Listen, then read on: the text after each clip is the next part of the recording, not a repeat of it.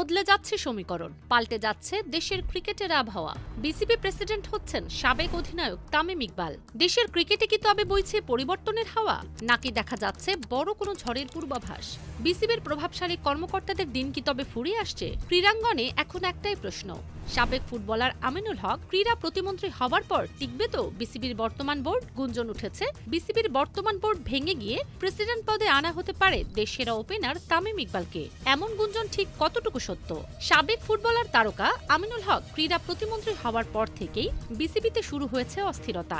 জোর গুঞ্জন উঠছে বিসিবি ভেঙে গিয়ে নিজ ঘনিষ্ঠ তামিম ইকবালকে প্রেসিডেন্টের পদে আনতে পারেন আমিনুল। এদিকে ক্ষমতায় বসেই তিনি এমন এক সিদ্ধান্ত নিয়েছেন যা বাতাসে গুঞ্জনকে আরও বাড়িয়ে দিয়েছে। দীর্ঘদিন ধরে বিসিবিতে সাংবাদিকদের প্রবেশের উপর যে নিষেধাজ্ঞা বর্তমান প্রেসিডেন্ট বুলবুল দিয়েছিলেন, প্রতিমন্ত্রী আমিনুল হক তা এক নিমিষেই তুলে দিয়েছেন। অবাক করা বিষয় হলো, এই সিদ্ধান্তের আগে বিসিবি প্রেসিডেন্টের সাথে কোনো আলাপই করেননি তিনি। তার এমন কাজে বোঝা যাচ্ছে সামনের দিনগুলোতে হয়তো আরও বড় কোনো চমক অপেক্ষা করছে বুলবুল বোর্ডের জন্য। প্রতিমন্ত্রী আমিনুলের সাথে তামিম ইকবালের দীর্ঘদিনের ঘনিষ্ঠতা কোনো গোপন বিষয় নয়। অনেকে মনে করছেন বিসিবির ভেতরের এই কোন্দলই তামিম ইকবালের জন্য প্রেসিডেন্ট হবার দুয়ার খুলে দিচ্ছে। নাটকের এখানেই শেষ নয়, তামিমের কোর্টে বল যেন সব দিক দিয়ে চলে এসেছে। ব্রাদার্স ইউনিয়ন ক্লাবের স্বত্বাধিকারী এবং বিএনপি নেতা ইশরাক হোসেনের সাথেও তামিমের বেশ ভালো সম্পর্ক। বিসিবি নির্বাচনের সময় তামিমকে নিয়ে বিসিবি ঘেরাও করার হুমকি দিয়েছিলেন ইশরাক।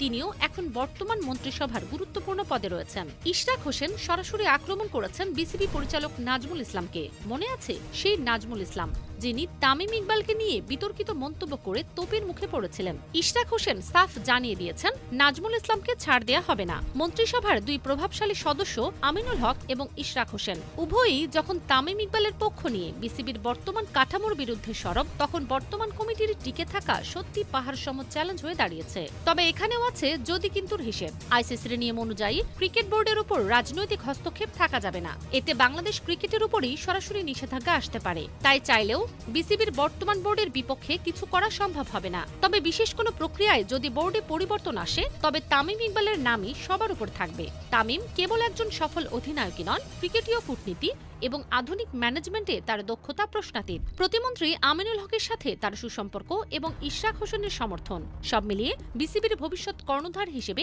তামিম ইকবালের সম্ভাবনা এখন আর উড়িয়ে দেওয়া যাচ্ছে না। আমিনুল হকের একক সিদ্ধান্ত এবং ইশরাকের কড়া হুঙ্কার ইঙ্গিত দিচ্ছে যে বিসিবিতে বড় ধরনের ক্লিন আপ ড্রাইভ হতে যাচ্ছে। তবে কি আমিনুল ইসলাম বুলবুল এবং নাজমুল ইসলামের নির্বাচিত বোর্ডের রাজত্ব বালির বাঁধের মতো ধসে পড়বে? দীর্ঘদিন বিএনপি সরকারের সঙ্গে দহরম মহরমের সুফল হিসেবে বিসিবির বসের চেয়ারে বসতে পারেন তামিম ইকবাল।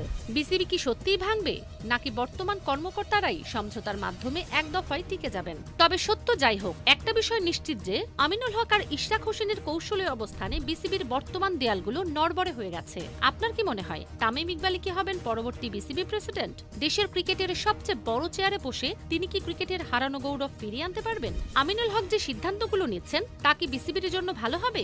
আপনার মতামত কমেন্টে জানান।